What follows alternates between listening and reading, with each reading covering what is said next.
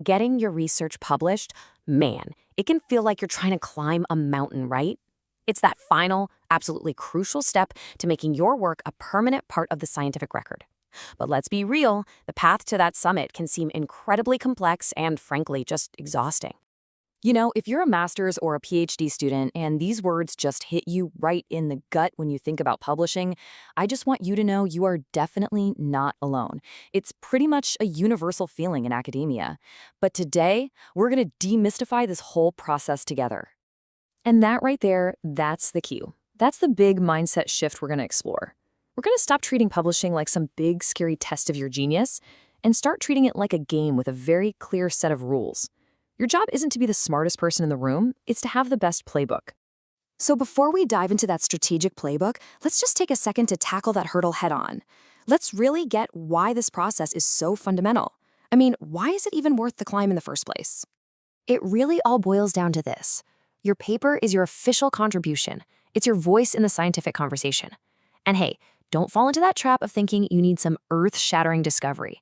Even small improvements, or just replicating a study, adds so much value. Plus, publishing signals that you're a mature researcher. And let's get practical here, it directly impacts everything: scholarships, promotions, and yeah, getting that next round of funding. Okay, now we're getting into the core strategy. If there is one secret weapon in your entire arsenal, the one thing that will make your paper stand out from the massive pile, it's this: understanding and clearly defining your research gap. This is the foundation, the bedrock your entire paper is going to be built on. So what is it exactly? Well, put simply, the research gap is the missing piece of the puzzle. It's that specific question that no one's answered yet, or the problem that hasn't been solved by anyone else in your field. It's your way in. It's your ticket to the conversation. And here's why that gap is so unbelievably critical. Let me let you in on a little secret. Journals almost never reject papers because the topic is boring. They reject them because the contribution is unclear. A well-defined gap, that's your ultimate defense.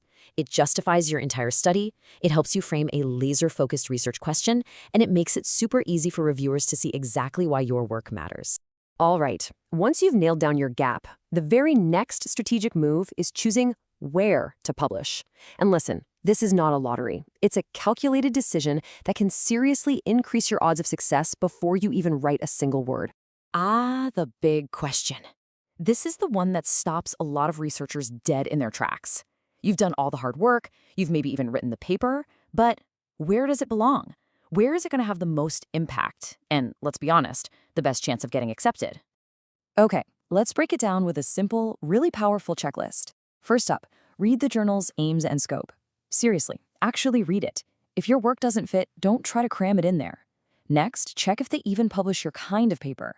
But here's the pro tip, the real secret sauce. Look at your own reference list. If you're citing one particular journal over and over again, that's a massive clue that your paper might be a perfect fit for their ongoing conversation. This brings us to a really crucial strategic choice. The high-risk move, and so many people do this, is trying to just directly convert a thesis chapter or an old conference paper. The much, much smarter, low-risk approach, write the papers specifically for that target journal.